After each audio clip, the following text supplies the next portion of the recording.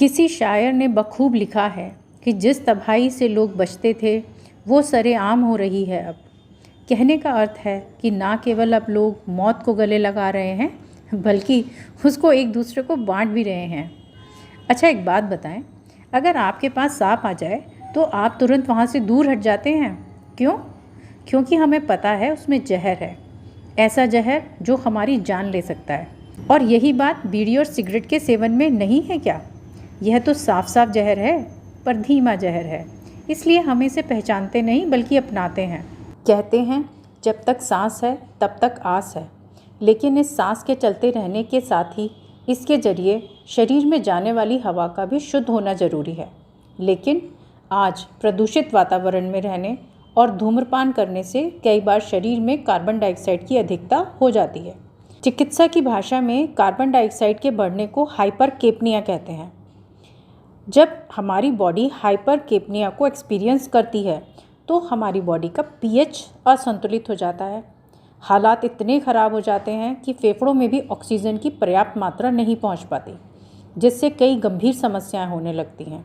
शुरुआत में तो शरीर में कार्बन डाइऑक्साइड की मात्रा बढ़ने पर हल्के लक्षण दिखाई देते हैं, लेकिन जैसे जैसे यह समस्या बढ़ती है इसके लक्षण भी गंभीर होते जाते हैं, जैसे कि सिर में भारीपन, चक्कर आना, अत्यधिक थकान और सांस लेने में तकलीफ जैसी समस्याएं हो सकती हैं। पीड़ित का ध्यान भी भटका रह सकता है और उसे उलझन और बेचैनी महसूस हो सकती है। इसके अलावा कई बार दिल की अनियमित धड़कन या स्ट्रोक की शिकायत भी हो सकती है। नशा सिर्फ आप करते हैं, लेकिन यह आपके साथ आपके परिवार के भविष्य को बिगाड़ देता है। अमेरिकन लंग्स एसोसिएशन के अनुसार फेफड़ों के स्वास्थ्य के लिए हाइड्रेटेड रहना जरूरी है। ऐसे में हर दिन 8 से 10 ग्लास पानी पीने से फेफड़ों में जमा बलगम पतला कर सकते हैं। चाय या सिर्फ गर्म पानी पीने से वायु मार्ग साफ हो जाता है। पत्तेदार सब्जियां जैसे कि ब्रोकली, केल, फूल गोभी, गोभी, ब्रसेल्स, स्प्राउट्स आदि कुछ हेल्दी फूड्स हैं। वे लिग्नेंस का एक बेस्ट सोर्स माने जाते हैं जो एंटीऑक्सीडेंट के रूप में काम करते हैं और फेफड़ों के स्वास्थ्य को बनाए रखने में मदद करते हैं। यदि हम आज और अभी सिगरेट छोड़ने का प्रण लेते हैं तो हमारी बॉडी में 8 घंटे में ब्लड में मौजूद निकोटीन और कार्बन मोनोऑक्साइड का स्तर आधा हो जाता है। ऑक्सीजन का स्तर सामान्य होता है और दिल के दौरे का खतरा कम होने लगता है।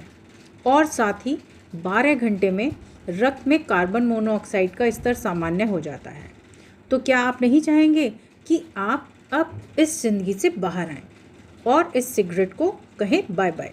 आपका शरीर कितना अनमोल है, और जब आप सिगरेट पीते हैं और उसे इतना अधिक नुकसान पहुंचाते हैं, उसके बाद केवल और केवल ईश्वर के सामने हाथ जोड़कर आपको बैठना होता है कि प्रभु अब हमें बचा लीजिए।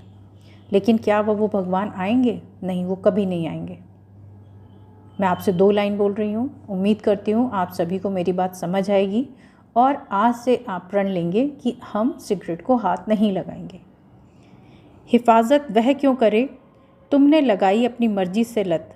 हिफाजत वह क्यों करे तुमने लगाई अपनी मर्जी से लत। खुदा की बेशकीमती ज़िंदगी की लगा दी तुमने 2 कौड़ी की कीमत।